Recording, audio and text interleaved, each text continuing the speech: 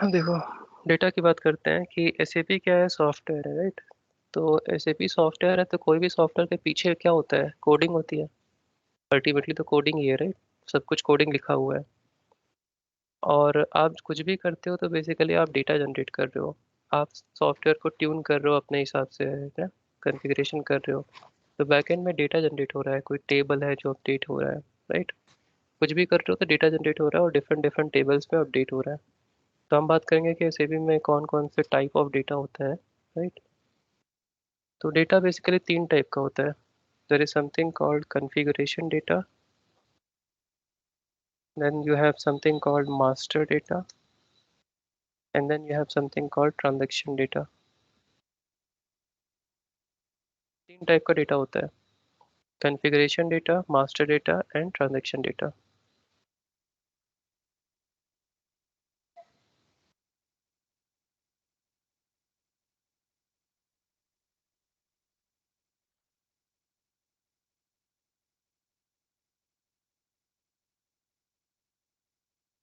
ठीक है, तो पहले हमें समझना पड़ेगा कि इनका मतलब क्या है। What is configuration data, what is master data, what is transaction data, right. अब देखो, मान लो कि मैंने कोई सॉफ्टवेयर लिया या फिर एसएपी ही खरीदा अपनी कंपनी के लिए। तो एसएपी को ट्यून करूंगा मैं अपने हिसाब से, अपने हिसाब से सेट करूंगा, उसमें सेटिंग चेंज करूंगा, राइट। तो बहुत सारी चीज़ें मुझे चेंज करनी पड़ेंगी। तो सॉफ्टवेयर को अपने हिसाब से ट्यून करना, ठीक है, दैट इज कॉल्ड कॉन्फ़िगर करना, कॉन्फ़िग करना। और जब उसको सेटिंग में कुछ करोगे तो बेसिकली बैकएंड में डेटा अपडेट हो रहा है। तो उस डेटा को हम बोलेंगे कॉन्फ़िगरेशन डेटा। म्यूट पे चले जाओ प्लीज। तो उस डेटा को हम बोलेंगे कॉन्फ़िगरेशन डेटा। मतलब कॉन्फ़िगरेशन कर रहे हो उससे जो डेटा जनरेट हो रहा है, ठीक है ना। तो सॉफ्टवेयर आपने लिया, उसको आप अपने हिसाब से सेट कर रहे हो, उसमें चेंजेस कर रहे हो कुछ कुछ, ठीक है, दैट इज कॉल्ड कॉन्फ़िगरेशन करना, and that data is called configuration data. Now what is master data. अब मान लो सॉफ्टवेयर मैंने अपने हिसाब से ट्यून कर दिया।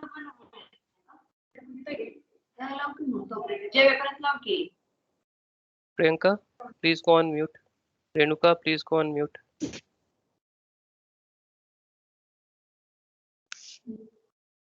50% ऑफ।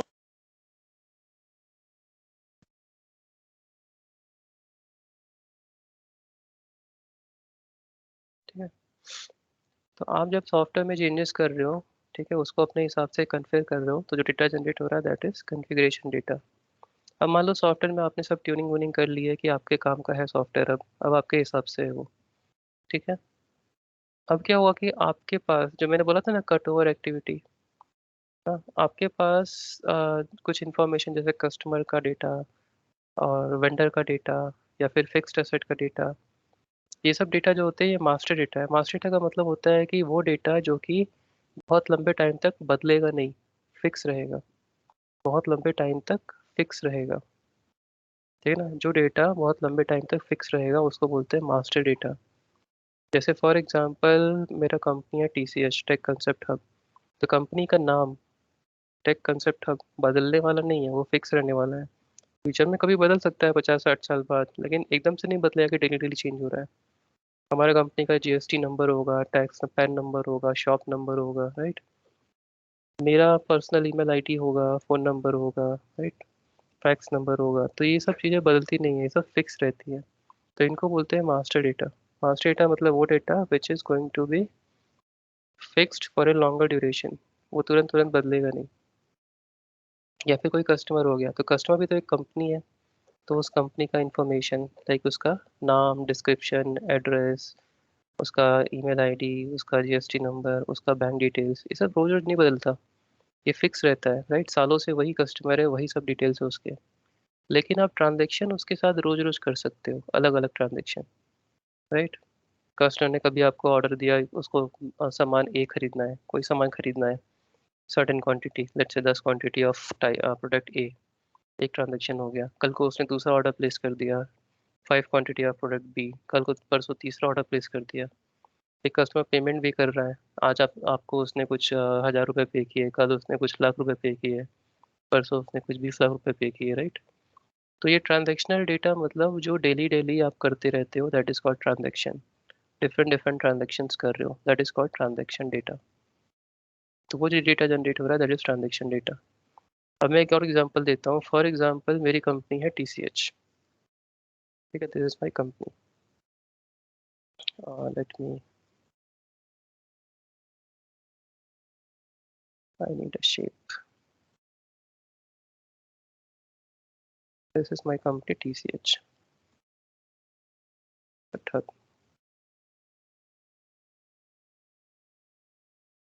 ठीक है। नाउ मेरे जो ट्रेनर्स हैं, ठीक है, वो ट्रेनर्स पढ़ाते हैं। ठीक है, हमारे पास करीब 15 ट्रेनर हैं। वो सारे ट्रेनर्स पढ़ाते हैं अलग अलग मॉड्यूल्स। ठीक है, जिनको मैं पेमेंट करूँगा। जब उनका बैच कंप्लीट हो जाएगा तो मुझे उनको पेमेंट करना होगा, राइट। तो अल्टीमेटली मुझे क्या करना है, ट्रेनर्स को पे करना है।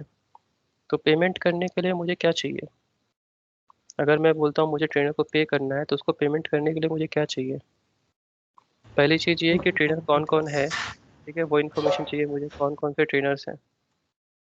लेट्स से मैंने एक लिस्ट बनानी है, ट्रेनर नेम। उसके बाद फिर मुझे चाहिए मॉड्यूल, किस मॉड्यूल का ट्रेनर है।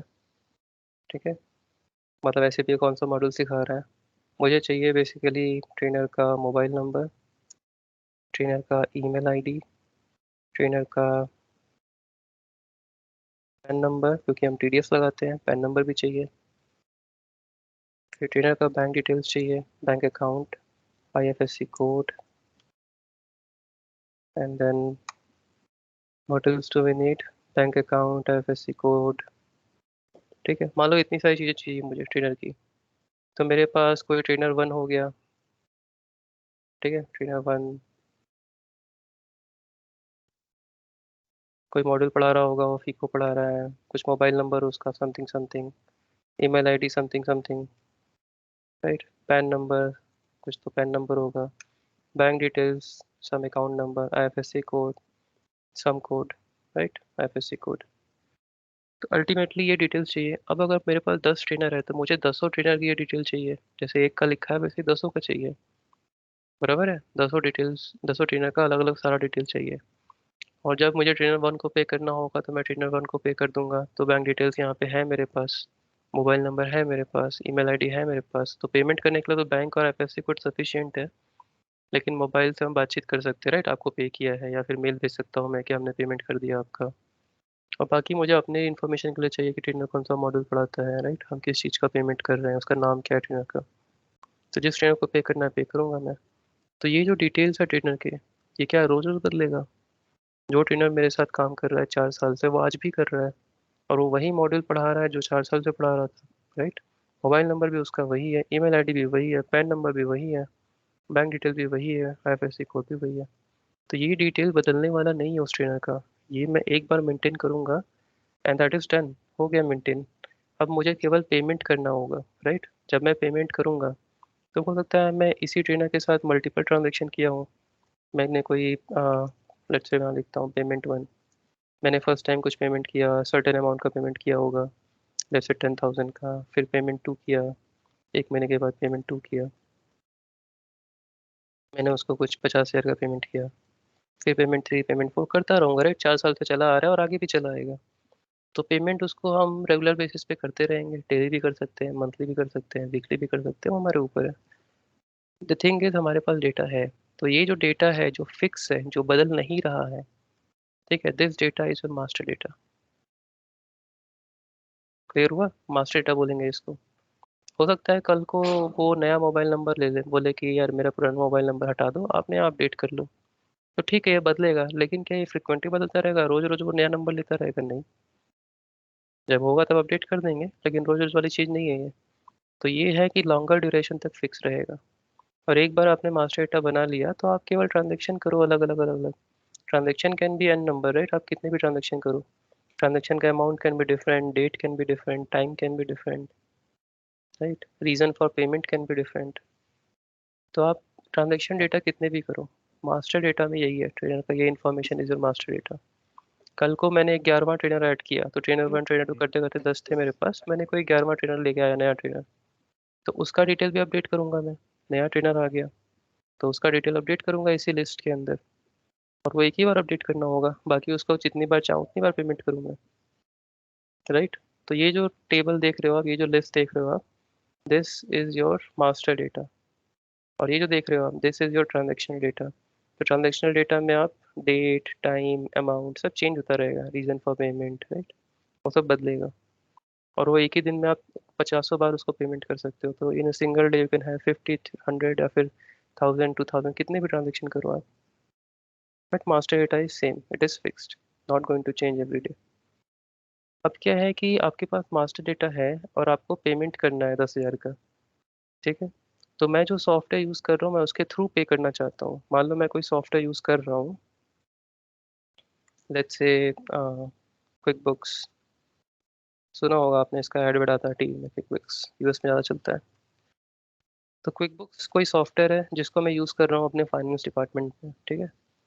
तो अल्टीमेटली क्या है कि इस सॉफ्टवेयर के अंदर ये ट्रेनर की सारी डिटेल पड़ी हुई है। मैं चाहता हूँ कि बस पेमेंट करने के लिए सॉफ्टवेयर में फंक्शनैलिटी है, मुझे जाना है, एक पेमेंट करके एक बटन है, ठीक है, पे नाउ का कोई बटन है, मुझे वहाँ क्लिक करना है और मेरे सारे ट्रेनर्स की लिस्ट आ जाएगी, मुझे वो लिस्ट में से चूज़ करना है किसको पे करना है, ठीक है। तो मैं बस ट्रेनर चूज़ करूँगा और आगे अमाउंट फिल कर दूंगा, कितना अमाउंट, ठीक है, बस एग्जीक्यूट कर दूंगा उसको, अमाउंट डाल के ओके। सॉफ्टवेयर अपने आप कर देगा। सॉफ्टवेयर क्या करेगा, सॉफ्टवेयर या तो मान लो कि ये सॉफ्टवेयर इतना कैपेबल है कि ये पेमेंट कर दे रहा है, आपके अमाउंट से, आपके अकाउंट से पैसा काट के इसके अकाउंट में डाल दे रहा है, लेट्स सपोज।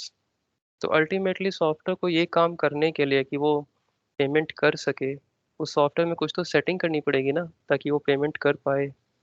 तो वो कॉन्फ़िगरेशन हो गया, सॉफ्टवेयर को कैपेबिलिटी ऐड करना, सॉफ्टवेयर को अपने हिसाब से सेट करना कि वो मेरा मेरा काम कर दे, मैं जो चाहता हूँ वो हो जाए, राइट। तो इसके लिए मुझे सॉफ्टवेयर को ट्यूनिंग करनी पड़ेगी, सॉफ्टवेयर में सेटिंग करनी पड़ेगी, उसको हम बोलेंगे कॉन्फ़िगरेशन डेटा। तो सॉफ्टवेयर को ट्यून करना इस कॉन्फ़िगरेशन डेटा, अपने हिसाब से ट्यून करो। This is your master data जो आप स्टोर करके रखे होगे। तो ये ट्रेनर क्या है मेरे लिए, मेरे लिए ये ट्रेनर है, लेकिन इन जनरल इसको आप वेंडर बोल सकते हो, या आपको सप्लाई कर रहे हैं, सर्विसेज दे रहे हैं, राइट। इनको आप सप्लायर बोल सकते हो, तो कंपनी में इसको वेंडर और सप्लायर के नाम से बोलते हैं।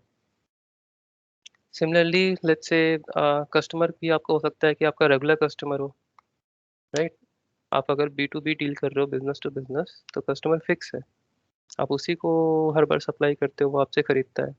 तो कस्टमर की भी कुछ कुछ इन्फॉर्मेशन आपके पास रहेगी, तो ऐसा ही एक टेबल कस्टमर के लिए बना लोगे आप, कि कस्टमर का ये इन्फॉर्मेशन हमारे पास रहेगा, जब भी ट्रांजेक्शन करना हो करो आप, राइट। तो सॉफ्टवेयर को ट्यून करना इज, सेटिंग करना is configuration data. Master data मतलब यहाँ पे जो डेटा फिक्स रहने वाला है, बदलने नहीं वाला है। जैसे कि आप जब बैंक का नॉमिनी ऐड करते हो, किसी को पेमेंट करते हो, तो बैंक अकाउंट में लॉगिन करते हो इंटरनेट बैंकिंग में और नॉमिनी ऐड करते हो। तो जब नॉमिनी ऐड कर रहे हो तो क्या आप उसको पेमेंट जितनी बार करोगे उतनी बार उसको ऐड करोगे, नहीं। नॉमिनी आपने एक बार ऐड कर लिया, उसके बाद आप जब चाहो तब पेमेंट करो उसको, आप वो ऑलरेडी ऐड हो चुका है आपके एज ए नॉमिनी। तो वो जो नॉमिनी है that is your master data, that is your master data. और जब भी आप उसको पेमेंट करोगे, जब भी पैसा ट्रांसफर करोगे, that is your transactional data. मतलब बैंक स्टेटमेंट में जो निकल के आ रहा है दैट इज ट्रांजेक्शनल डेटा, वो आपके ट्रांजेक्शन्स हैं जो बैंक स्टेटमेंट मिलता है आपको। और जो नॉमिनी वॉमिनी ऐड कर रखा है that is all master data, ठीक है ना। ये क्लियर है, मास्टर डेटा क्या है, ट्रांजेक्शन डेटा क्या है, यस। ठीक है। तो अगर देखो एसएपी लैंग्वेज में बात करूँ अब मैं कि एसएपी में मास्टर डेटा क्या मतलब होता है, तो एसएपी में मास्टर डेटा का मतलब है वेंडर मास्टर, वेंडर का इंफॉर्मेशन। तो वेंडर का इंफॉर्मेशन मतलब वेंडर का नाम, वेंडर का एड्रेस, वेंडर के personal detail like mobile number, tan number, pan number, fax number, email ID, right, वो सब डिटेल्स। साथ ही साथ वेंडर के साथ आपके कुछ वो होंगे, टर्म्स होंगे, टर्म्स ऑफ पेमेंट, कि हम वेंडर को कब पे करेंगे, वेंडर जब बिल भेजेगा उसके 20 दिन बाद पेमेंट करेंगे हम, तो ऐसा कुछ तो एग्रीमेंट हो रखा होगा जिसको बोलते हैं पेमेंट टर्म्स। तो वो सब उसके अंदर आएगा। साथ ही साथ वेंडर पेमेंट कैसे लेता है, वेंडर चेक से लेता है या ऑनलाइन बैंक में लेता है, तो वो डिटेल वेंडर मास्टर के अंदर आता है कि उसको पेमेंट करना कैसे है, वो बता देता है आपको, राइट, कि मुझे चेक चाहिए या बैंक ट्रांसफर चाहिए। साथ ही साथ वेंडर का बैंक डिटेल्स देता है वो, कि मेरा ये अकाउंट नंबर है और ये एफएससी कोड है। तो वो सारी डिटेल जो भी आपको लगता है वेंडर मास्टर में आ जाएगा। कस्टमर मास्टर, ये भी आपका मास्टर डेटा है। कस्टमर की information, customer is also business, उसका भी again name of the company, address, location, tan, pan, GST number है, वो सब चीज़ें आ जाएंगी। एंड अगेन कस्टमर के साथ भी आपका एक पेमेंट टर्म्स है, राइट। हम जब कस्टमर को बिल भेजेंगे तो कस्टमर हमें 10 दिन के अंदर पे करना चाहिए, वो रहेगा, राइट। और कस्टमर कैसे पे करेगा, चेक से करेगा, बैंक से करेगा, वो सब चीज़ें आएंगी। Then you have fixed asset, भी एक मास्टर डेटा है। फिक्स्ड एसेट का मतलब है नॉन करेंट एसेट, जिसको आप इमीडिएटली कन्वर्ट नहीं कर सकते, जिसका ऐसा नहीं कि बेचा फटाक से और बिक गया वो, राइट। जैसे प्लांट, मशीन, बिल्डिंग्स, ये सब ब्रिजेस, ये सब फिक्स्ड एसेट है, तुरंत नहीं खत्म होने वाला है। तो ये जो मशीन्स होंगे, जैसे हमारे लिए बात करो अगर इंस्टीट्यूट के लिए, कंपनी के लिए, तो हमारे पास एलईडी है, कंप्यूटर्स हैं, ये सब हमारे फिक्स्ड एसेट है। सर्वर है, ये सब हमारे फिक्स्ड एसेट है, राइट। तो इनका भी डिटेल्स होता है। जैसे मान लो एलईडी हो गया, तो एलईडी का क्या डिटेल होगा? एलईडी का डिटेल होगा कि ये एसेट कब आपने इंस्टॉल किया था, राइट। कैपिटलाइजेशन डेट, कब से यूज़ कर रहे हो आप, 2017 से यूज़ कर रहे हैं। फिर एसेट का कुछ बारकोड नंबर होगा, तो वो बारकोड नंबर भी डालेंगे। उसके बाद फिर वो एसेट की कुछ वैल्यू होगी, एसेट कितने में लिया था, तो मान लो एलईडी 35 में लिया था, 35,000 में, 35,000 वहाँ पे अपडेट करोगे, राइट। फिर एसेट की लाइफ कितनी है वो अपडेट करोगे कि इसकी लाइफ, चलो एलईडी है तो 5 साल है, तो 5 साल वहाँ लाइफ डालोगे, राइट। तो इनिशियल वैल्यू हो गई, लाइफ हो गई, राइट। ये सब डिटेल्स होंगे उसके फिक्स्ड एसेट के। कोई इंश्योरेंस ले रखा है क्या, अगर लिया है तो वो अपडेट करोगे। एसेट कहाँ पे रखा है, रूम 1 में है कि रूम 2 में है कि रूम 3 में है, राइट। कौन सी जगह पे लोकेटेड है, तो उसका लोकेशन हो गया। तो ये सब एसेट, फिक्स्ड एसेट का मास्टर डेटा हो गया। इसके अलावा और भी कुछ चीज़ें आती हैं, जैसे जब हम आगे बढ़ेंगे तो आप देखोगे देयर इज समथिंग, कंपनी का कुछ इन्फॉर्मेशन, जिसको हम बोलते हैं company code, that is also master data. बाद में आएगा कंपनी कोड क्या होता है, अब मैं सिर्फ नाम लिख के छोड़ रहा हूँ, ठीक है। जीएल मास्टर, तो जीएल अकाउंट क्या होता है ये भी आगे जाके आएगा, फिलहाल हम लिख रहे हैं GL master, general ledger master. तो बेसिकली अगर आप नॉन एसएपी लैंग्वेज में बोलो, तो कंपनी के पास एक्सपेंस अकाउंट होगा, रेवेन्यू अकाउंट होगा, कैश अकाउंट होगा, राइट। फ्रेट एक्सपेंस अकाउंट होगा, परचेज अकाउंट होगा। तो ये सारे अकाउंट को एसएपी में बोलते हैं हम जीएल, जनरल लेजर, ठीक है। उसका मास्टर डेटा बनाते हैं। जैसे आपने एक बार कैश अकाउंट बना लिया, तो आप जितनी बार ट्रांजेक्शन करना चाहते हो करो, बस कैश अकाउंट आप बना के रखो एक बार, राइट। तो आगे जाके क्लियर होगा, फिलहाल मैं इस पे फोकस नहीं करूंगा, इन दो चीज़ों पे, ये आगे आएगा। तो कुछ कुछ मास्टर डेटा होते हैं जो हमें क्रिएट करने होते हैं। And then transaction, business transactions करता है। बिजनेस सेल्स ऑर्डर क्रिएट करता है, डिलीवरी करता है, बिलिंग करता है, राइट। कस्टमर पेमेंट करता है, या फिर purchase team purchase order create करती है, गुड रिसीव करती है, बिल रिसीव करती है, बिल का पेमेंट करती है, बैंक रिकन्सिलेशन होता है, फिक्स्ड एसेट का डिप्रिसिएशन होता है, राइट। तो वो सब ट्रांजेक्शन्स हैं, वो सब डिफरेंट डिफरेंट ट्रांजेक्शन्स हैं। नाउ मैंने क्या बोला था कि जब भी कोई डेटा जनरेट करोगे, मतलब जब भी कुछ चेंजेस करोगे, आपने इसका सॉफ्टवेयर को ट्यून करने के लिए कुछ सेटिंग चेंज की है, that is configuration data. Backend में कोई ना कोई टेबल अपडेट होगा, ठीक है। सम टेबल विल गेट अपडेटेड, तो ultimately data is going in table. Software में डेटा ही तो कर रहे हो आप सब कुछ, तो वो टेबल में जा रहा है। आप अगर ये सब कुछ बना रहे हो, यहाँ पे एक मटेरियल मास्टर भी होता है, सिर्फ लिख के रख रहा हूँ, ठीक है। तो आप अगर कुछ भी क्रिएट कर रहे हो, आप कोई वेंडर बना रहे हो, कोई कस्टमर बना रहे हो, कोई मटेरियल बना रहे हो, कुछ भी कर रहे हो, तो अल्टीमेटली बैकएंड में टेबल अपडेट हो रहा है, ठीक है। आप ट्रांजेक्शन्स कर रहे हो, तो अगेन बैकएंड में टेबल अपडेट हो रहा है। तो एसएपी के अंदर आप पूछोगे कितने टेबल होते हैं, तो फ्रैंकली नोबडी नोज, ठीक है। हम उसका आंसर नहीं दे पाएंगे, क्योंकि होते तो आपके शायद 4-5 हज़ार टेबल्स हैं, या उससे भी ज़्यादा। लेकिन हमें एज अ कंसल्टेंट कितने टेबल्स मालूम होने चाहिए, तो गिनती के होते हैं, राइट। कुछ हम 20-25 टेबल जानते हैं, ठीक है। और उसी से हमारा पूरा काम चल जाता है, हमें ज़रूरत नहीं है सब अंदर जाने की। तो हम जब सीख करते करते काम, आपको कई सालों में 20-25 टेबल आपको याद हो जाते हैं कि चलो ये टेबल इस चीज़ के लिए, ये टेबल इस चीज़ के लिए। और याद रखने वाली चीज़ नहीं है, we can easily find out कि डाटा कहाँ जा रहा है ना। जब हम जाएंगे ऐसे तो बताऊंगा कैसे देखते हैं। तो ultimately what ever data is generated, चाहे आप कुछ भी करो, ट्रांजेक्शन करो, मास्टर डेटा बनाओ, ultimately table is getting updated. इतना दिमाग बैठा लो, कोई तो टेबल है जो अपडेट हो रहा है। ठीक है, तो टेबल जो होते हैं वो दो तीन टाइप के होते हैं। So if I right here कि डेटा जो भी जनरेट होगा वो टेबल में जाएगा। तो कुछ टेबल होगा जो कॉन्फ़िगरेशन डेटा कैप्चर करेगा, कुछ टेबल होगा जो मास्टर डेटा कैप्चर करेगा, और कुछ टेबल होगा जो ट्रांजेक्शनल डेटा कैप्चर करेगा। अलग अलग टेबल्स होंगे, राइट, अलग अलग टेबल्स होंगे। तो table for capturing configuration data वो सिर्फ कॉन्फ़िगरेशन डेटा कैप्चर करेगा। Table for capturing master data सिर्फ मास्टर डेटा कैप्चर करेगा। Table for capturing transactional data सिर्फ ट्रांजेक्शनल डेटा। अब मास्टर डेटा में वेंडर मास्टर अलग टेबल में जाएगा, कस्टमर मास्टर अलग टेबल में जाएगा, फिक्स्ड एसेट अलग टेबल में जाएगा, कंपनी कोड अलग टेबल में जाएगा, जीएल मास्टर, सबके टेबल अलग अलग है, राइट। तो बहुत सारे टेबल होते हैं, वो सब ऑटोमेटिकली अपडेट होते हैं। नाउ मैं यहाँ पे लिखता हूँ कि आप टेबल के भी आपके लेट्स से is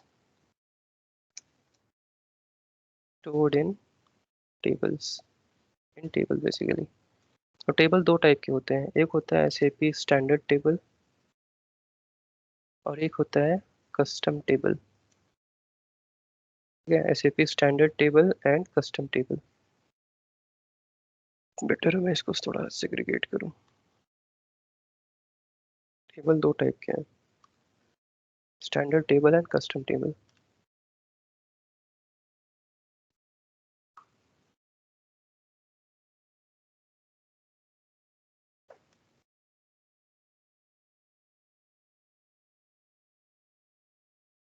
ठीक है, अब ये समझेंगे कि स्टैंडर्ड क्या है और कस्टम क्या है, किस चीज़ को हम स्टैंडर्ड बोलते हैं और किस चीज़ को हम कस्टम बोलते हैं। ठीक है, तो इतना क्लियर है कि डेटा टेबल में जा रहा है, डिफरेंट डिफरेंट टेबल्स है, कुछ टेबल कॉन्फ़िगरेशन डेटा, कुछ टेबल मास्टर डेटा, कुछ टेबल ट्रांजैक्शनल डेटा।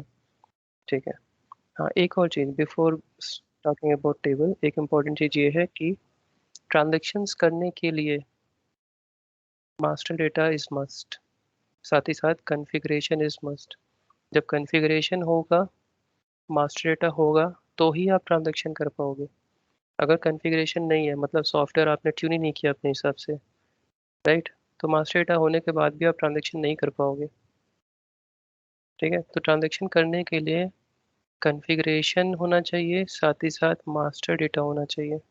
मतलब सॉफ्टवेयर रेडी हो, आपने ट्यून कर रखा अपने हिसाब से, साथ ही साथ मास्टर डेटा भी रेडी हो, आपने बना के रखा हुआ है। अगर मेरा मास्टर डेटा है और सॉफ्टवेयर भी इनेबल करता है पेमेंट, तब तो मैं पेमेंट कर पाऊंगा, ट्रांजैक्शन कर पाऊंगा। तो ट्रांजैक्शन तभी पॉसिबल है जब कॉन्फ़िगरेशन हो और मास्टर डेटा हो। ठीक है,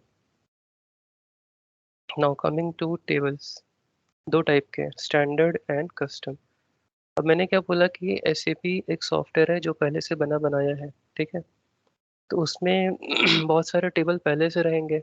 जैसे वेंडर मास्टर आप अब बनाओगे, मान लो कोई वेंडर बनाते हो, ठीक है, एसएपी के अंदर कोई वेंडर क्रिएट कर रहे हो, तो वो फंक्शनलिटी ऑलरेडी है, आप वेंडर क्रिएट कर सकते हो। तो सिस्टम क्या करेगा, कुछ टेबल को अपडेट कर देगा, आप कस्टमर बना रहे हो, कुछ टेबल अपडेट हो जाएगा। तो वो सारे टेबल स्टैंडर्ड टेबल है। ठीक है, वो सब स्टैंडर्ड टेबल है, मतलब एसएपी के बनाए हुए टेबल। एसएपी जो सॉफ्टवेयर है उसमें वो टेबल पहले से हैं, हम नहीं बना रहे हैं। ठीक है ना, वो टेबल पहले से है। वेंडर मास्टर स्टोर करने का टेबल पहले से है, कस्टमर मास्टर स्टोर करने का टेबल पहले से है, फिक्स्ड एसेट का टेबल पहले से है, सिमिलरली मटेरियल मास्टर का टेबल पहले से है। तो वो सारे टेबल ऑलरेडी एग्जिस्टिंग है। ठीक है ना, तो मैं इसको बोलूँगा एग्जिस्टिंग टेबल, पहले से है। You are not creating it, ये पहले से है, ये टेबल्स हैं, आप इनको चेंज भी नहीं कर सकते। आप सोचोगे कि इस टेबल में कुछ चेंजेस कर दे, तो वो कर भी नहीं सकते, ये टेबल है and you can not edit it. ठीक है ना, आप टेबल को छेड़छाड़ नहीं कर सकते। कस्टम टेबल क्या है कि ये टेबल पहले से नहीं है, ये टेबल मैंने बनाया है अपनी रिक्वायरमेंट को फुलफिल करने के लिए। कस्टम, कस्टम मतलब कस्टमाइज किया है, कस्टमाइज किया है मतलब पहले से नहीं था, मैंने बनाया है। ठीक है ना, कस्टम टेबल, मैंने एक टेबल बनाया है जो पहले से नहीं था। ठीक है, उसको मैंने अपने पर्पस के लिए बनाया है। फॉर एग्जाम्पल, लेट्स से मैं सॉफ्टवेयर यूज़ कर रहा हूँ कोई, और सॉफ्टवेयर में मुझे ये चाहिए कि जब कोई इंक्वायरी आती है, ठीक है, और जैसे ही हम, या लेट्स से ऐसा चाहिए मुझे, मेरी रिक्वायरमेंट ऐसी है,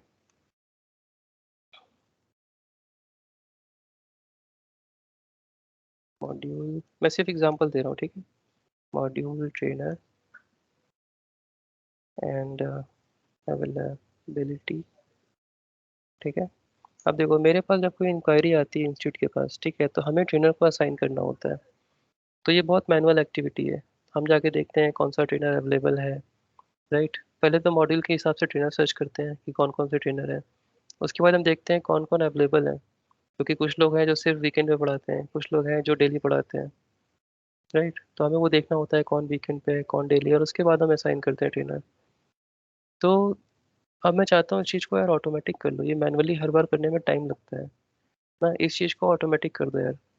तो ऑटोमेटिक करने के लिए मुझे क्या चाहिए, मुझे चाहिए कि सिस्टम अपने आप देख ले और अपने आप जो है सुटेबल ट्रेनर को एक मेल भेज दे, ठीक है, ऑटोमेटिकली एक मेल चला जाए। तो मुझे क्या चाहिए, मुझे ये चाहिए कि लेट्स से मॉड्यूल फीको HTML, ठीक है, ट्रेनर राकेश, किशोर, पुनीत, ठीक है, availability let's say daily and and daily. मान लो ये ऐसा सीन है, ठीक है। मेरे पास कोई इंक्वायरी आई, ठीक है, और हमारी बातचीत हो गई है, student is ready to take admission. हमें सिर्फ इतना करना है कि हम जाएंगे कहीं पे और स्टूडेंट का लेट्स से ये मेरा ये है स्टूडेंट नेम, इनरोलमेंट शीट है, मान लो kind of enrolment sheet, student module, ठीक है। तो ये कोई तो है, और मैंने जा करके बस स्टूडेंट का नाम डाला, लेट्स से XYZ, और मॉड्यूल डाला लेट्स से फीको, ठीक है, मॉड्यूल डाला फीको, या इसको ऐसे कर लो, फीको डेली की जगह पे वीकेंड कर लो, ज़्यादा समझ में आएगा, ठीक है। तो और साथ ही साथ यहाँ पे लेट्स से डेज, उसको कब चाहिए, उसको डेली चाहिए या वीकेंड पे चाहिए, ये मैंने कोई तो शीट में अपडेट कर दिया। मैं चाहता हूँ सॉफ्टवेयर इमीडिएटली जा करके चेक करे कि फीको मॉड्यूल का ट्रेनर कौन कौन है, ठीक है, और साथ ही साथ उसको डेली चाहिए। तो सिस्टम मॉड्यूल जाके चेक करे फीको मॉड्यूल का राकेश है और वो डेली अवेलेबल है, तो इमीडिएटली राकेश को एक मेल ट्रिगर हो जाए, ठीक है, सॉफ्टवेयर एक मेल ट्रिगर कर दे, ईमेल सेंट टू राकेश, ठीक है। तो कर क्या रहे हैं हम लोग एक शीट है जिसमें कि सॉफ्टवेयर के थ्रू हम यहाँ पे बस अपडेट किया हमने, अपडेट करते ही सॉफ्टवेयर चला गया, इस टेबल को सर्च किया उसने, ये एक टेबल है, दिस इज अ टेबल,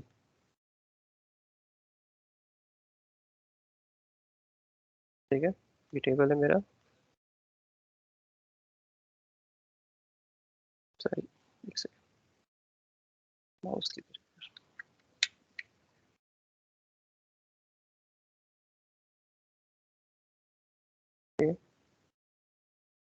तो जैसे ही हमने इसमें नया इंक्वायरी ऐड किया, इमीडिएटली सॉफ्टवेयर गया, इस टेबल को सर्च किया, इसने रीड किया और देखा कि फीको के लिए राकेश है और वो डेली भी है, तो राकेश को एक मेल चला गया। तो what we have done is, एक तो सॉफ्टवेयर में वो फंक्शनैलिटी है कि जाके वो टेबल को सर्च करे, और टेबल में जाके उसको सर्च करना है क्या, ये मॉड्यूल, और ये चेक करना है उसको डेज, तो मॉड्यूल और डेज के हिसाब से उसको ट्रेनर पिक करना है, राइट, मॉड्यूल और डेज के हिसाब से उसको ट्रेनर पिक करना है। तो ये टेबल होनी चाहिए, राइट, इस टेबल में सबका अपडेटेड होना चाहिए और इमीडिएटली सॉफ्टवेयर अपने आप मेल भेज देगा। तो मैं इस टेबल को यूज़ कर रहा हूँ। अब ये टेबल क्या है कि पहले से नहीं है, ये मैंने अपने हिसाब से बनाया है, ठीक है ना, ये मैंने अपने हिसाब से बनाया है। फॉर एग्जांपल इसी टेबल को मैं थोड़ा और एलोबरेट करूँ अगर,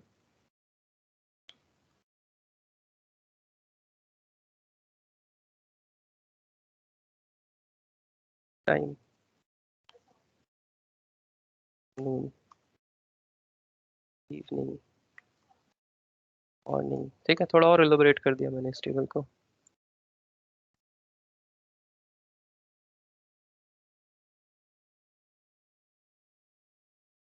ठीक है। तो मैंने अपने हिसाब से, सॉरी, तो मैंने अपने हिसाब से ये टेबल बना रखी है अपने रिक्वायरमेंट के हिसाब से, ये टेबल पहले से नहीं थी सॉफ्टवेयर में, मैंने बनवाई है, ठीक है। और ये टेबल बनवा करके मैंने कोडिंग वाले को बोला कि तुम ऐसा लॉजिक कुछ लिखो, प्रोग्रामिंग ऐसा लिखो कि जब मैं यहाँ पे एंट्री पास करूँ तो सिस्टम जाके चेक करे यहाँ पे, राइट, सिस्टम जाके चेक करे इस टेबल पे और जो भी ट्रेनर है उसको मेल भेज दे, ठीक है, एक मेल ट्रेनर को चला जाए और एक मेल हमारे इंस्टीट्यूट को आ जाए कि इस ट्रेनर ये ट्रेनर अवेलेबल है। तो ये जो टेबल है ये हमने बनवाया अपने लिए, राइट, अपने यूज के लिए। तो this is a custom table, ये पहले से सॉफ्टवेयर में नहीं है, ये एक कस्टम टेबल है, ठीक है ना। This is a custom table, ये आपने बनवाया, पहले से नहीं था। इसी में मैं कोई और कॉलम ऐड कर दूं अपने हिसाब से, फिर कोई और कॉलम ऐड कर दूं अपने हिसाब से, right. So this is a custom table. तो जस्ट एन एग्जांपल, इस तरह से हर कंपनी बहुत सारे कस्टम टेबल क्रिएट करती है, बहुत सारे, एक दो नहीं, पचासों कस्टम टेबल होंगे हर कंपनी के अंदर। क्योंकि स्टैंडर्ड से उनका काम नहीं चल पा रहा है तो उनको कस्टम टेबल बनाने पड़ेंगे। तो इस टेबल में एक, दो, तीन, चार, चार कॉलम्स, और रोज आप कितने भी ऐड करते जाओ, जितने भी ट्रेनर ऐड कर रहे हो करते जाओ, राइट। तो this is a custom table. तो कस्टम टेबल हर कंपनी बनाती है, ठीक है, बिकॉज उनका बिजनेस का नेचर ऐसा है, उनकी रिक्वायरमेंट ऐसी है, चीज़ों को ऑटोमेट करना है, ठीक है। तो ऑटोमेट करने के लिए कई बार हमें टेबल का यूज़ करना पड़ता है, राइट। ये क्लियर है आपको स्टैंडर्ड टेबल का मतलब क्या है और कस्टम टेबल का मतलब क्या है?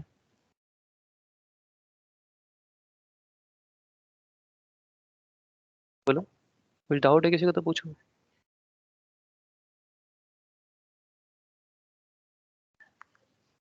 बोलो बोलो।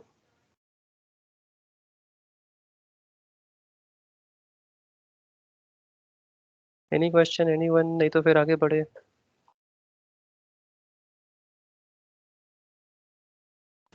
क्लियर है सर। क्लियर है ना, ठीक है। तो हम बात कर रहे थे डेटा की, हमने ये समझा कि डेटा तीन टाइप में है, राइट। फिर हम बात कर रहे थे टेबल की, दो टाइप के टेबल है, standard table and custom table, right. Sir अब हम जीएल बात, master yes, general ledger general lecture, yes, पर अभी हम इस पर डिस्कस जीएल। नहीं करेंगे, ये आगे आएगा आपको ना। ओके अभी सिर्फ मैं मास्टर डेटा को बता दिया कि टाइप कौन कौन से होते हैं, ठीक है। हम बाद में जब एसएपी स्टार्ट करेंगे तो ये सब उसके अंदर आएगा, but it is general lecture, okay ठीक है। Now I am going to talk about one very important thing that is called business process. ये एक जार्गन है, ठीक है, जिसका मतलब समझना बहुत इंपॉर्टेंट है। क्योंकि कहीं पे इंटरव्यू देने जाओगे तो इसी भाषा में बात करेंगे, या फिर ऑफिस में भी किसी कंसल्टेंट से बात करोगे इसी भाषा में बात करेंगे, वो बिजनेस प्रोसेस बोलेंगे, इनका बिजनेस प्रोसेस ऐसा है, right, as per our business process, ये सब आप सुनोगे वर्ड, मेल पे लिखा रहेगा, as per our business process. तो बिजनेस प्रोसेस कोई बता सकता है what is meant by business process? Business process का मतलब क्या होता है? जब कोई बोलता है this is our business process तो क्या मतलब उसका?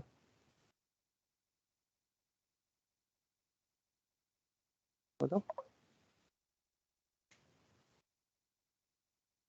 ट्राई तो करो, भले ही गलत हो।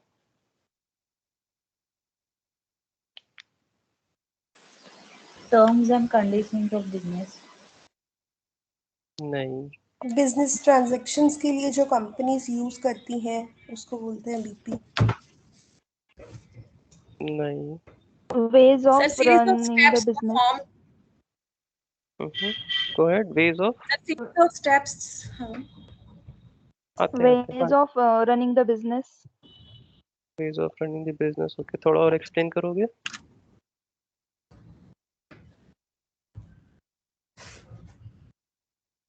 ठीक है, कोई तो बोल रहा था सीरीज ऑफ स्टेप्स, कंप्लीट करो आप। A series of steps performed by the business to achieve a goal. Okay, good, that's the correct thing ना। मैं बताता हूँ इसको एग्जांपल के रूप में कि बिजनेस प्रोसेस का मतलब क्या होता है। अब देखो, बिजनेस प्रोसेस तो ये दो वर्ड है, राइट। बिजनेस तो बेसिकली आप बिजनेस की बात चल रही है, and every business has to follow certain process, ठीक है। प्रोसेस का मतलब सेट ऑफ एक्टिविटीज, कि हम क्या करते हैं और कैसे करते हैं, काम करने का तरीका, हिंदी में बोलो, काम करने का तरीका इज योर बिजनेस प्रोसेस, कि आप काम कैसे करते हो, राइट। बिजनेस प्रोसेस का मतलब है आपका बिजनेस चलता है तो आप क्या क्या चीज़ें करते हो, काम कैसे होता है। फॉर एग्जाम्पल, अगर मैं अपने ही इंस्टीट्यूट का एग्जाम्पल लूँ, just to relate it much closer, आप इजीली रिलेट कर लोगे। तो लेट्स से दिस इज माय इंस्टीट्यूट,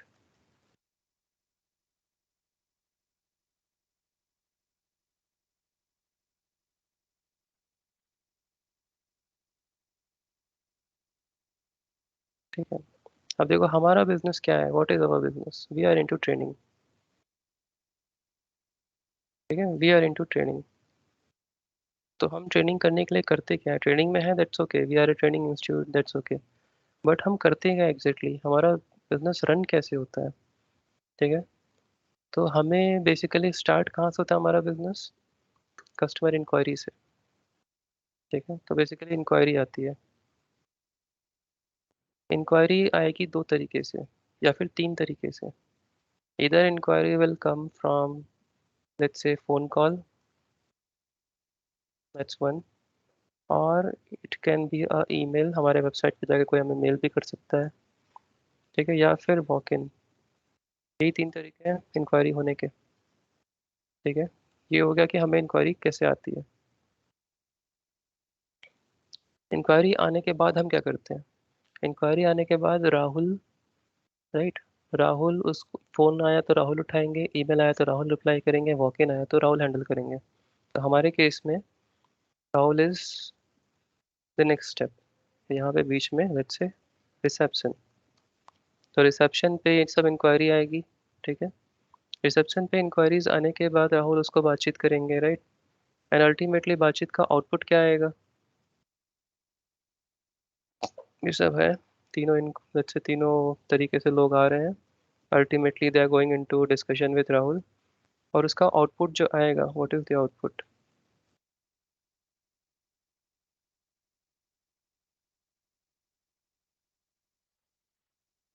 ठीक है, अब आउटपुट यहाँ पे दो ही है, या तो the person will decline inquiry, वो जो होगा वो मना कर देगा, नहीं नॉट लुकिंग फॉरवर्ड। ठीक है, for so and so reason, पैसा नहीं है, या डिले इन प्लान, या जो भी है, डिस्टेंस ये वो, ऑनलाइन क्लासरूम, या तो वो रिजेक्ट कर देगा, या तो वो बोलेगा कि नहीं ठीक है आप डेमो शेड्यूल करो, राइट, ट्रेनर के साथ। तो बेसिकली इसके बाद का स्टेप क्या है, इसके बाद का स्टेप है डेमो, एंड या फिर नो फर्दर, या फिर डेड इंक्वायरी। तो ये दो आउटपुट आएंगे, तो या तो ये यहाँ पे आए, let me take it from here.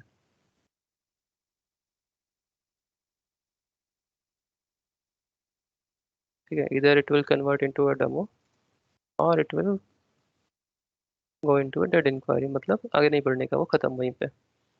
तो डेमो शेड्यूल होगा तो फिर राहुल जो है ट्रेनर के साथ कोऑर्डिनेट करेंगे, and there will be a demo time decided, ultimately demo होगा। डेमो होने के बाद स्टूडेंट इनरोल करेगा, या फिर वो बोलेगा कि एक क्लास लेने के बाद पे करेंगे, राइट। तो हमारे बिजनेस प्रोसेस में हम लेट्स से मैक्सिमम दो क्लास दे रहे हैं, ठीक है, ऑन एक्सेप्शन बेसिस। नॉर्मली हम एक ही देते हैं, on exception basis to few candidates हम उनको दो क्लास दे रहे हैं। ठीक है, तो अल्टीमेटली हमारे बिजनेस प्रोसेस में 2 डेज हम दे रहे हैं ऐसे ही। उसके बाद क्या होगा, वो 2 डेज क्लासेस चलेंगी, ठीक है, और बीच में स्काइप का लिंक क्रिएट होगा जो स्टूडेंट के साथ शेयर किया जाएगा। We will create a WhatsApp group also, right, जो लोग इनरोल हो जाते हैं उनको व्हाट्सएप ग्रुप में हम ऐड करते जाते हैं। तो डेमो के बाद जिन लोगों ने इनरोलमेंट कर लिया है, मतलब पैसे पे कर दिए, राइट, जो लोग इनरोलमेंट ले लेंगे हम उनको एक व्हाट्सएप ग्रुप में डाल देंगे, इनरोल्ड स्टूडेंट्स का व्हाट्सएप ग्रुप बनेगा।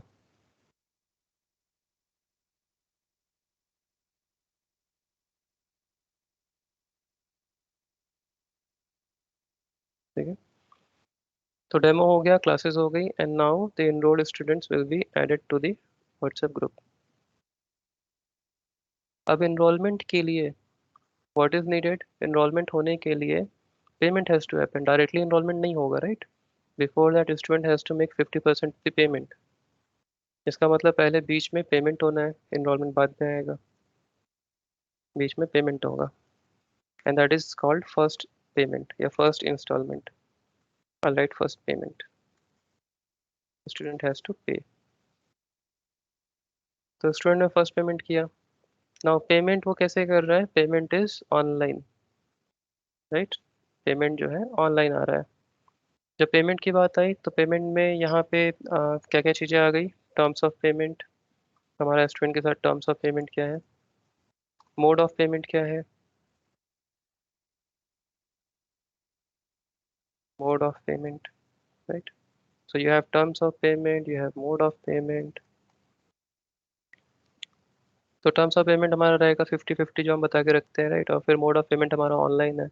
जब स्टूडेंट फर्स्ट पेमेंट करेगा तो हम उसको इनरोलमेंट शीट में ऐड करेंगे एंड देन व्हाट्सएप ग्रुप में ऐड होगा एंड देन फिर वो क्लासेस आगे बढ़ेंगी, राइट? आगे बढ़ेंगे एंड फिर लेट्स से आपका 1 मंथ कंप्लीट हो गया, after 1 month it's time for second payment. तो लेट्स से आफ्टर 1 मंथ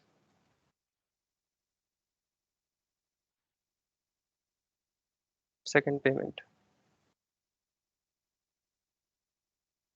ठीक है। Second payment again mode of payment will be online, जो क्लियर रहेगा वहाँ पे। इन केस जो लोग नहीं पे करते हैं second payment, we have to drop them, right? तो यहाँ पे दो चीज़ें होंगी, या तो स्टूडेंट सेकेंड पेमेंट करेगा या तो नहीं करेगा, राइट? तो अगर सेकेंड पेमेंट किया तो वेल एंड गुड, उसका कोर्स आगे बढ़ेगा। अगर सेकेंड पेमेंट नहीं करता है, ठीक है, after first payment let's say second payment के टाइम पे let me write yes and no यहाँ पे, yes and no.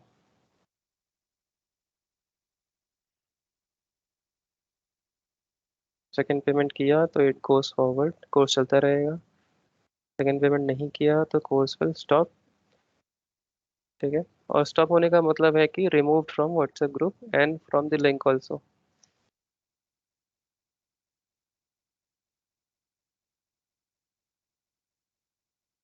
Skype worked, फिर वो एक्सेस नहीं कर पाएगा। तो ये हो गया। अभी क्या है कि पेमेंट होने के बाद हमारा कोर्स कंप्लीट हुआ, कोर्स कंप्लीट होने के बाद देखा है तो स्टूडेंट से हम फीडबैक मांगते हैं, राइट? मतलब इन बिटवीन भी मांगते रहते हैं फीडबैक। तो स्टूडेंट फीडबैक डालता है, that is also one of the process, we can say कि चलो फीडबैक आना चाहिए। नाउ ये सब प्रोसेस चल रहा है, अभी ये कंप्लीट नहीं हुआ प्रोसेस, ठीक है। अभी क्या है कि सेकंड पेमेंट हुआ, स्टूडेंट सेकंड पेमेंट पे क्लास किया आगे। फिर क्या होगा, कुछ स्टूडेंट्स होंगे जिनको रेज्यूमे बिल्डिंग में हेल्प चाहिए, राइट? तो we will help in resume building also.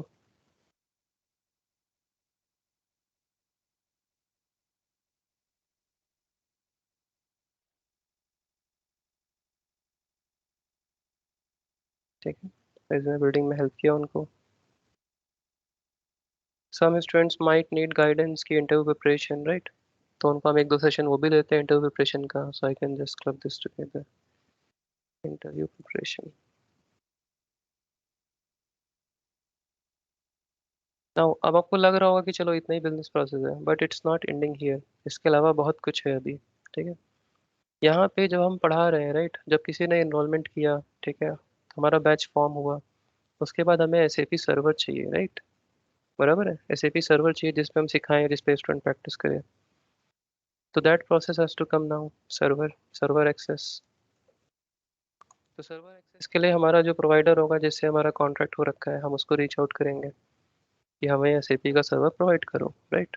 We will tell them कि हमें इतना इतना सर्वर चाहिए, 2 4 6 8 10 जितना भी server, right? Provider has to give us the server. तो let's say right here provider, provider is my vendor basically, right? उससे मैं एक्सेस लूंगा। तो वो एक्सेस तब देगा जब मैं उसको मेल भेजूंगा, बराबर है? जब मैं उसको मेल भेजूंगा तो वो मेल का रिप्लाई करेगा और एक्सेस प्रोवाइड करेगा। तो let me just draw here. तो मैंने उसको मेल भेजा for access, for SAP access, मैंने उसको मेल भेजा। उसने मेल का रिप्लाई किया, ultimately I have to pay the provider, right? मुझे प्रोवाइडर को पे करना है as per our agreement contract. Then I will make payment to provider. वो पेमेंट भी कैसे होगा? ऑनलाइन होगा, राइट? तो प्रोवाइडर ने भेज दिया है, now comes the bill, provider मुझे बिल भेजता है and then I make payment, payment to provider, right? Vendor payment basically. वो मुझे बिल भेज देगा, मैं उसको पेमेंट कर दूंगा। ये हो गया प्रोवाइडर वाला काम। नाउ ये जो ट्रेनिंग चल रही है, ट्रेनर, ट्रेनर को भी तो पे करना होगा। Then there comes trainer part,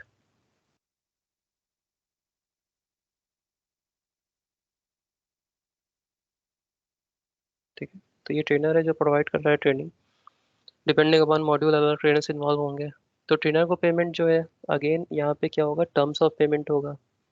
हमारा कुछ ना कुछ टर्म्स ऑफ पेमेंट होगा ट्रेनर के साथ कि हम कब पेमेंट करेंगे, right? Terms of payment, mode of payment, payment अब कब करेंगे, मंथली करेंगे या कोर्स कंप्लीट होने में करेंगे या फिर हाफ कोर्स कंप्लीट होने में कर देंगे. That agreement has to be there with the trainer also, right. Trainer, तो ये ट्रेनर को जब हम ट्रेनर हमें बिल भेजेगा. लेट्स से ट्रेनर ने बोला कि यार मेरा 50% कंप्लीट हो चुका है, you make the payment for 50%, ठीक है, as per our terms of payment. तो हम बोलेंगे ठीक है हम आपको पे करते हैं, तो ट्रेनर को हम 50% पे कर देंगे. Then he covers the remaining portion. पूरा कोर्स कंप्लीट किया, देन ही सेज कि मेरा कोर्स कंप्लीट हो गया है and now you make the payment. मतलब वो हमें बिल भेज रहा है. पहले 50% का बिल भेजा था तो हमने उसका पेमेंट किया, फिर उसने बराबर से दूसरा बिल भेजा, फिर हमने उसका पेमेंट किया, राइट. तो ट्रेनर पेमेंट भी प्रोसेस में है, तो वहाँ पे भी हमें बिल आ रहा है और हम उसका पेमेंट कर रहे हैं. That is also kind of vendor for me, right. Vendor for me. तो जैसे ये कस्टमर है मेरे लिए, एक स्टूडेंट, राइट, जहाँ से मुझे फर्स्ट पेमेंट आ रही है, सेकंड पेमेंट आ रही है, दीज आर कस्टमर्स. और ये क्या है मेरे, trainer is a vendor, service server provider is a vendor, right. Reception मेरा कॉस्ट है, सैलरी मिलती है राहुल को, right. It's a cost for me, it's an expense. इसके अलावा there is operating expense also, right.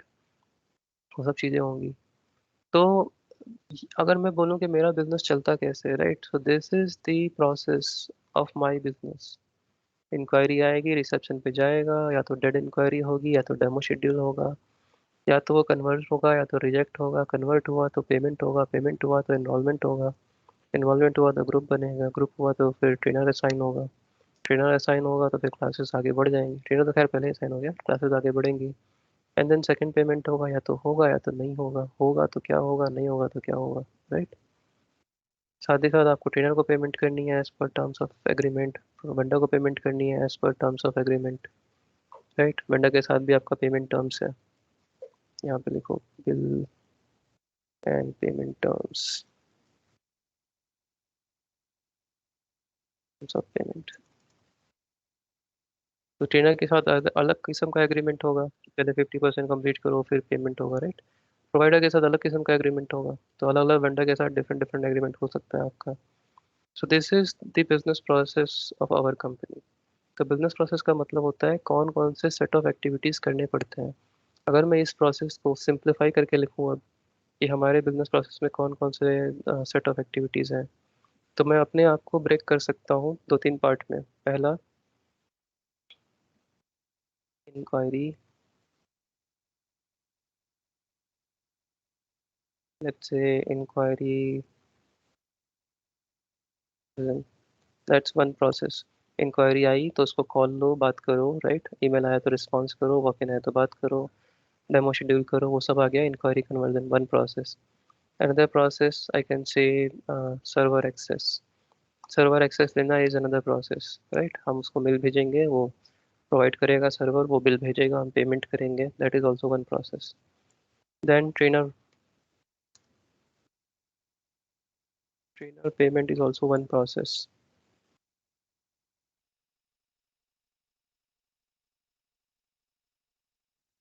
Trainer payment is one process, right. Then customer payment, student से पैसा ले, right. Customer payment is also a process. Customer payment जहाँ पे हम customer को ले रहे हैं, पैसे ले रहे हैं, right. First payment and then second payment after 1 month. तो ये सब आपके अलग अलग प्रोसेसेस में आपने तोड़ दिया. तो किसी भी बिजनेस में, चाहे कितना भी बड़ा बिजनेस हो, राइट, चाहे अमेजोन हो, चाहे गूगल हो, चाहे यूट्यूब हो, राइट, माइक्रोसॉफ्ट, कोई भी कंपनी हो, उनका कुछ ना कुछ बिजनेस प्रोसेस वेल डिफाइंड होगा. मतलब काम करने का तरीका. अगर बैंक की बात करोगे तो वहाँ पे भी बिजनेस प्रोसेस होता है.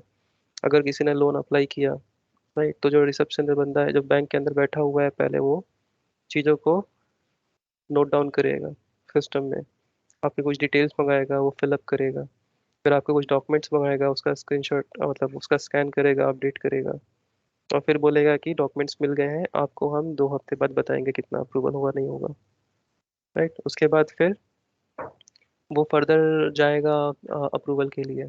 तो जो टीम होगी जो कि बेसिकली असेसमेंट करती है capability of paying back, right, तो वो टीम क्या करेगी, देखेगी, एनालाइज करेगी, और फिर बोलेगी ठीक है हम इनको 70 लाख का लोन दे सकते हैं, या फिर इनको हम केवल 25 लाख का लोन दे सकते हैं. और एनालिसिस होने के बाद, अप्रूवल होने के बाद फिर आपको मेल आएगा, राइट. तो अप्रूवल होगा तो सिस्टम में वो कुछ करेंगे जिससे ऑटोमेटिक मेल आपको आ जाएगा कि आपका इतना इतना अमाउंट का लोन अप्रूव हुआ है। तो ये सब प्रोसेसेस वेल डिफाइंड है पहले से, इनको बोलते हैं बिजनेस प्रोसेस। बिजनेस कैसे चल रहा है, काम कैसे कर रहा है, right, that is all business process. या फिर अगर छोटे अमाउंट का लोन अप्लाई किए हो, 5 लाख का लोन अप्लाई किया है और आपकी इनकम अच्छी खासी है, आप 50,000 कमाते हो, 60-70,000 कमाते हो, 5 लाख का लोन अप्लाई किया है, तो वो लोन आपको देखोगे तो बैंक जैसे अकाउंट खोलते हो तो ऑटोमेटिकली आता है pre approved loan. That is also business process.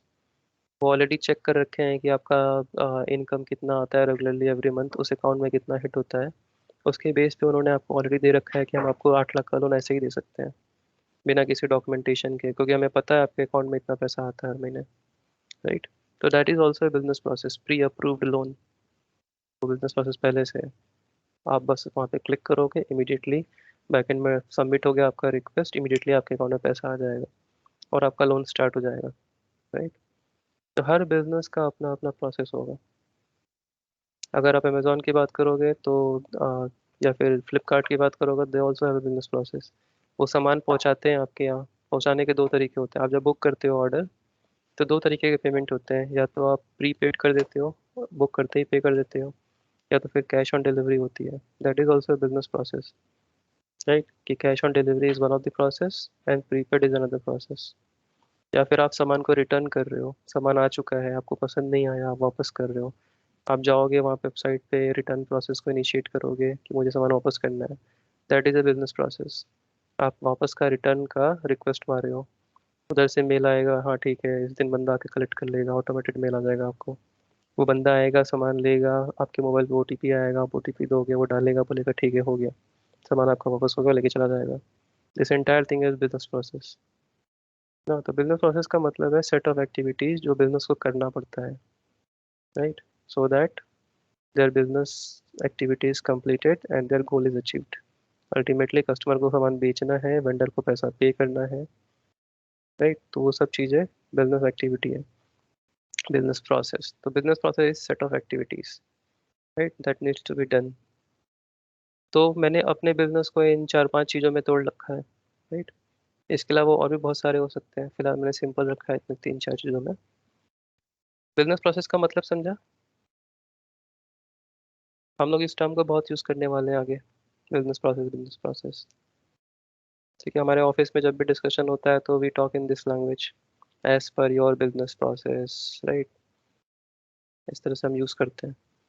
तो थोड़ा सा और इसमें बोलता हूँ मैं कि हम जब एसीबी के अंदर जाएंगे, राइट, एसीबी एफआईसीओ के अंदर, तो हम कौन कौन से बिजनेस प्रोसेस, अब देखो बिजनेस प्रोसेस बिजनेस स्पेसिफिक।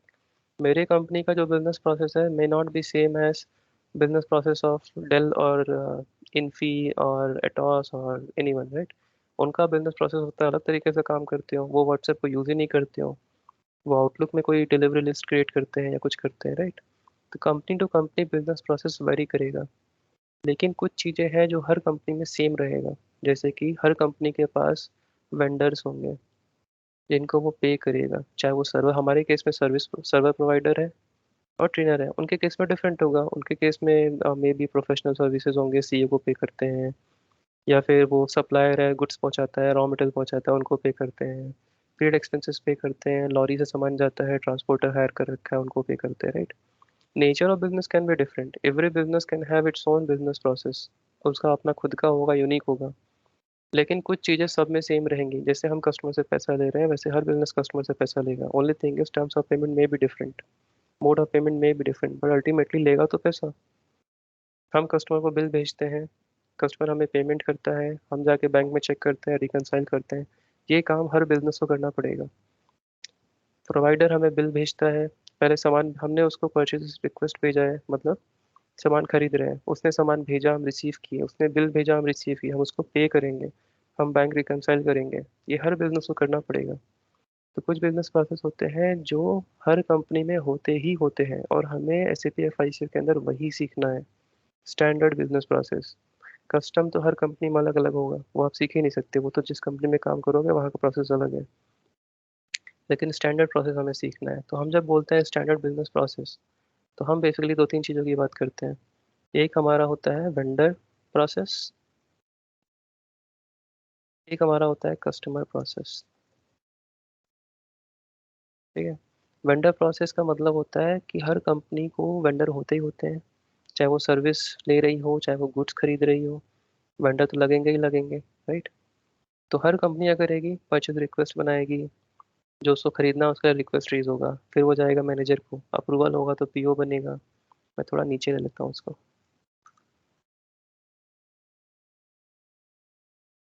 ठीक है, अप्रूवल होगा तो पीओ बनेगा। अप्रूवल होने पीओ बनने के बाद वेंडर को चला गया मेल कि आप हमें सामान सामान भेजो। वेंडर गुड्स भेजेगा, आप रिसीव करोगे तो उसको गुड रिसीट बोलेंगे। वेंडर बिल भेजेगा, हम रिसीव करेंगे, उसको इनवॉइस रिसीट बोलेंगे। हम वेंडर को पे करेंगे, राइट, हम पेमेंट करेंगे वेंडर को। पेमेंट हो गया, उसके बाद फिर बैंक रिकंसाइल करेंगे हम लोग कि हमारे बैंक में जितना पैसा बचना चाहिए था उतना बचा है कि नहीं बचा है। वेंडर को पेमेंट करने के बाद इतना दिखना चाहिए था अकाउंट में, दिख रहा है कि नहीं दिख रहा है। तो ये जो साइकिल है इसको बोलते हैं वेंडर साइकिल, और इसको एसएपी की भाषा में बोलते हैं procure to payment. Procurement, procure कर रहे हो, खरीद रहे हो, टू पेमेंट, वेंडर को पेमेंट कर रहे हो। तो इसको इन शॉर्ट हम लोग बोलते हैं P to P cycle, P to P, procure to payment cycle. ठीक है, तो मैं इस साइड लिखता हूँ P to P, this called P to P, procurement to payment.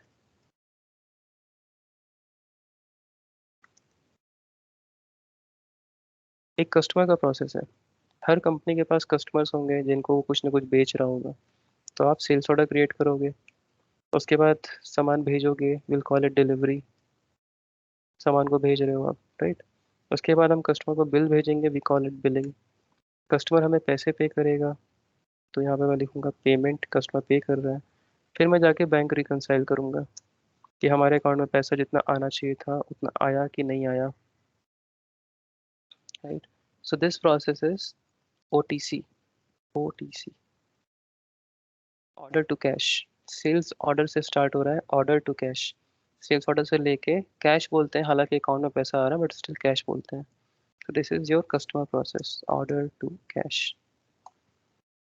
तो हमें जब S A P F I C O consultant बनते हो, आप सीखते हो आप, राइट। तो बेसिकली यही प्रोसेस है जो आपको आना चाहिए, must, right. O T C process and P to P process. आप किसी भी इंटरव्यू में जाओगे, आपका 80 to 90% क्वेश्चन इसी बिजनेस प्रोसेस के ऊपर चलेगा। और वो बहुत क्लियर कट क्वेश्चन होता है, एकदम सिंपल सा है। Can you explain P to P cycle, can you explain O T C cycle, कौन से स्टेप पे क्या होता है, कौन से स्टेप पे कौन सी अकाउंटिंग डॉक्यूमेंट जनरेट होती है, अगर इशू आया तो क्या हो सकता है, राइट। तो हमारा ये टारगेट होता है फाइनेंस का, ये चीज़ सीखना। बस इस दो चीज़ों को सीख लिया तो समझ लो 80% फाइनेंस सीख लिया आपने, F I C O consultant का। और इसमें काफ़ी टाइम जाता है हमारा। तो बिजनेस प्रोसेस का मतलब क्लियर है, right. So this is a business process. ये जो पी टू पी साइकिल है, इट्स अ बिजनेस प्रोसेस। ये जो ओ टी सी साइकिल है, इट्स अ बिजनेस प्रोसेस ना। बिजनेस प्रोसेस का मतलब बिजनेस कौन कौन सी एक्टिविटीज़ करती है। जैसे सर्वर एक्सेस लेने का एक प्रोसेस हमारे पास, ट्रेनर पेमेंट करने का एक प्रोसेस हमारे पास, कस्टमर पेमेंट लेने का एक प्रोसेस हमारे पास। ट्रेनर को पे करने के लिए मेरे पास ट्रेनर का मास्टर डेटा चाहिए, राइट। प्रोवाइडर को पे करने के लिए प्रोवाइडर का चाहिए, उसके बैंक डिटेल्स चाहिए, उसका नंबर चाहिए, ईमेल, फ़ोन, ये सब चाहिए। कस्टमर को पैसे पे कैसे करेगा कस्टमर।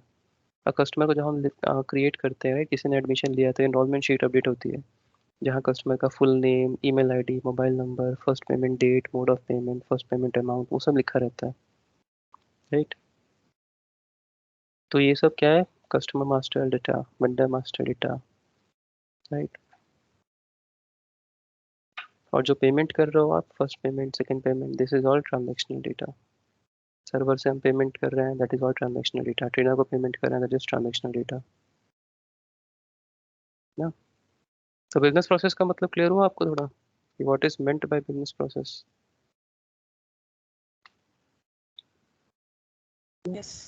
जैसे कि अगर मैं और भी एकदम सिंपल पे आ जाऊं कि let's break it down, business process को और सिंप्लीफाई करता हूं मैं। तो लेट्स से एक कोई शॉप है,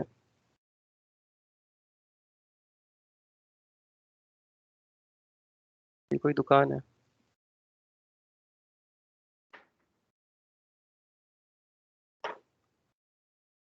शॉप, ठीक है। तो इस दुकान वाला क्या क्या बिजनेस प्रोसेस फॉलो करता है, ठीक है। अगर दुकान के पर्सपेक्टिव से देखें कि इसका बिजनेस में वो कौन कौन सी एक्टिविटी करता है, तो बड़ा क्यों नहीं हो रहा है यार।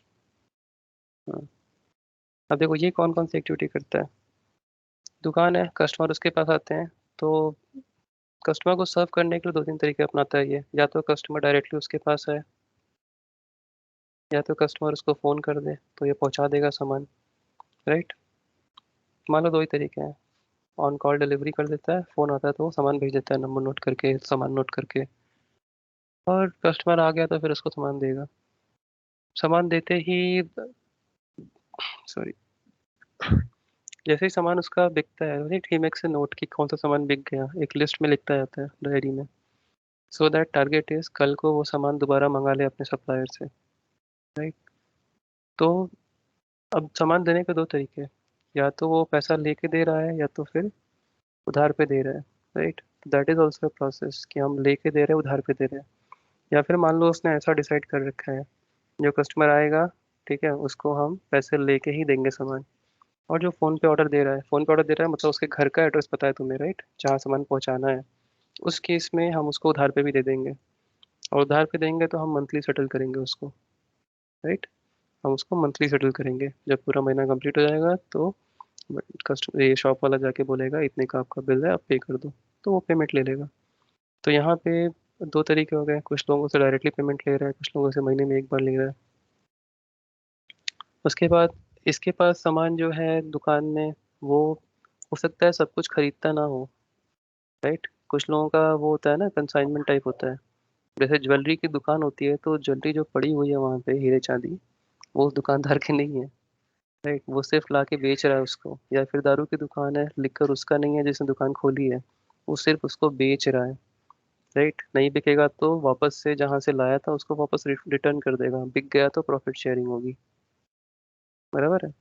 तो सामान रखने का भी 2-3 तरीका हो सकता है, या तो उसने कंसाइनमेंट रखा है, कंसाइनमेंट का मतलब होता है किसी और का सामान है आपके पास है, आपने बेचने के लिए दिया हुआ है, ठीक है, जितना बिक गया उतने में प्रॉफिट शेयरिंग हो जाएगी दोनों के बीच में, जो नहीं बिका वो आप वापस कर दोगे। तो ये जो दुकान है वो डिपेंड करता है कि कौन सा प्रोसेस फॉलो कर रहा है, वो कंसाइनमेंट पे चला रहा है दुकान। नॉर्मली ज्वेलरी की, वाइन वाइन की, ये सब कंसाइनमेंट में चलती है, ठीक है। या फिर वो नॉर्मली खरीदता ही है, जो भी रखा है उसने खरीदा हुआ है, ठीक है। तो ये भी प्रोसेस हो गया, कौन सा सामान खरीदता है, कौन सा कंसाइनमेंट पे रखा है, राइट। वेंडर को पे करता है तो पेमेंट नॉर्मली दुकान वाले चेक से करते हैं, दे आर नॉट सो टेकी कि वो जाके ऑनलाइन ऑनलाइन करे, चेक ही फॉलो करते हैं वो लोग, चेक काट के इशू करते हैं, छोटे मोटे दुकान जो होते हैं। तो उनका पेमेंट का प्रोसेस हो गया चेक, और उसके अपने पेमेंट टर्म्स बना रखे होंगे उसने, राइट। सप्लायर को जब बिल आएगा तो कितने दिन में पे करेगा, तो वो सेटिंग हो रखी है उसकी, ऑलरेडी डिस्कशन हो रखा है। तो ये सब इसका बिजनेस प्रोसेस हो गया कि शॉप कैसे रन कर रहा है वो, राइट। अब डिफरेंट डिफरेंट शॉप का डिफरेंट डिफरेंट प्रोसेस हो सकता है ना। तो बिजनेस प्रोसेस का मतलब है बिजनेस चलाने के लिए कौन कौन सी एक्टिविटी करते हो। एक, आप सामान लाद के रखते हो, या तो खरीद के रखोगे या तो कंसाइनमेंट पे रखोगे। सामान बेचने की प्रोसेस होगी, आपके पास सेल कैसे करते हो, राइट। सामान पहुंचाने का प्रोसेस हो सकता है, सामान पहुंचाते कैसे हो कस्टमर के पास, आपकी अपनी खुद की गाड़ी है या आप किसी को हायर कर रखे हो, क्या कर रखे हो, राइट। तो it is also a business process.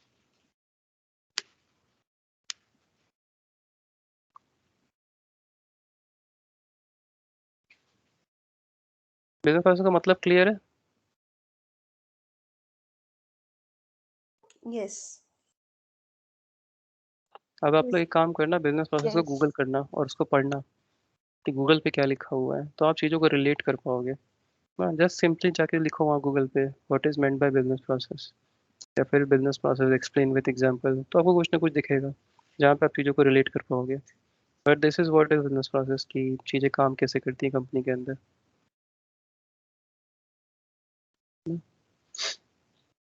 अपन यहीं पे रुकेंगे, और नेक्स्ट टाइम हम लोग फिर धीमे धीमे एसीपी पे आने लगेंगे।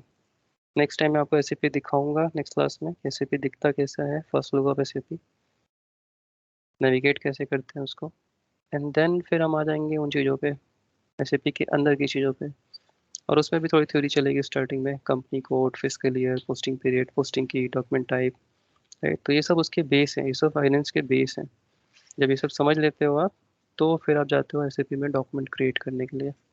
तो हमारा पहला टारगेट होता है कि आप चीज़ों को डॉक्यूमेंट क्रिएट करना सीख जाओ कि एसएपी के अंदर पोस्टिंग कैसे करते हैं, राइट। वो फर्स्ट स्टेप है लर्निंग का। पोस्टिंग करना सीख गए तो मतलब इट्स अ बिग थिंग, फिर आप चीज़ों को फास्ट पिक करते हो। तो पोस्टिंग करना सीखने में टाइम लगता है थोड़ा सा। आज यहीं रोकेंगे। और SAP एक्सेस आप लोगों को मिलेगा प्रोबेबली, मोस्ट लाइकली आपको मंडे को मिल जाएगा।